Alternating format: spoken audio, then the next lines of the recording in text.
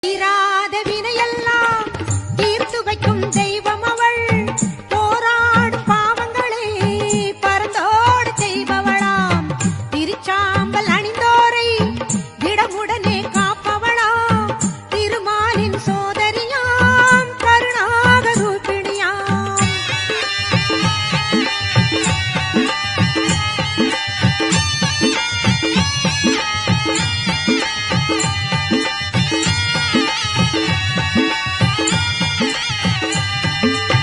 எங்கும் நிறைந்தவளாம் ஏகாந்த ரூபிணியாம். எங்கும் நிறைந்தவளாம் ஏகாந்த ரூபிணியாம்.